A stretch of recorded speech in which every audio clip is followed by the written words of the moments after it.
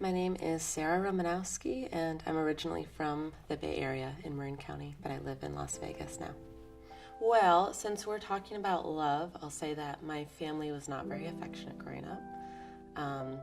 We didn't hug until much later in our family career, and it was very awkward starting to hug and express affection in that way.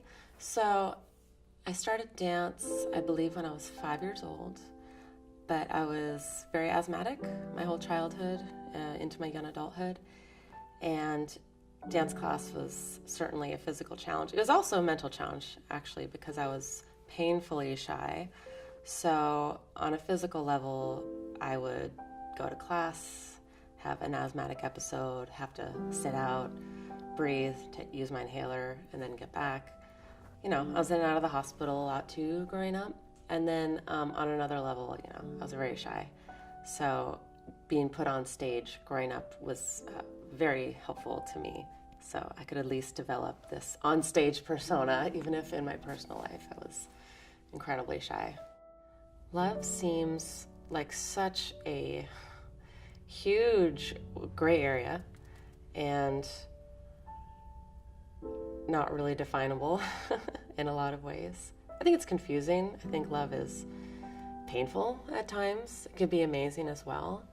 But I think love makes us do a lot of things that we wouldn't normally do if we were thinking in a clear-headed way.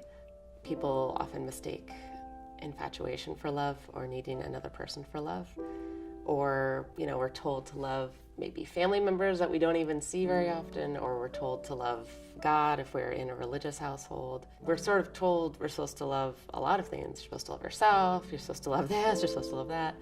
And I just think no one can really define it for us. But I do think that there are healthy and unhealthy ways to express and receive love.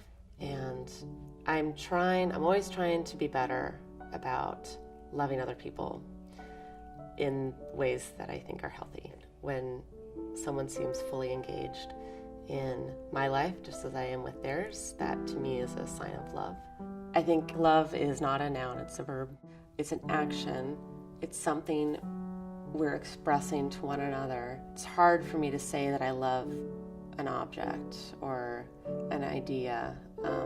I think to truly experience love, it generally is with another person or being. It even could be with an animal or a spiritual guide or whatever, you believe in.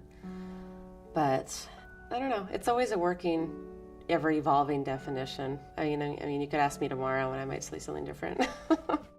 So I'm someone that gets embarrassed very easily, and to the point where I'll be watching a TV show where a character on screen is embarrassed by something and I get embarrassed for them. I'm very empathetic. 6 or 7 years ago, I was in the hospital and I experienced a lot of people coming to my side and showing me an outpouring of love and support to the point where it actually embarrassed me. And it made me realize I do matter and people do care, and there's a lot of beauty around me and a lot to be grateful for. So I basically felt like I was just sitting in the middle of all these beautiful people expressing love to me, and it was incredible. And I became a lot more open to people after that. I became a lot closer to people after that. I was able to be a little more vulnerable with people after that. So it's been a stark contrast for me, sometimes upsetting at times, because it brings up oh wow, I didn't realize that that's really how it was, or it sort of opens doors and windows for you when you're truly loved by someone.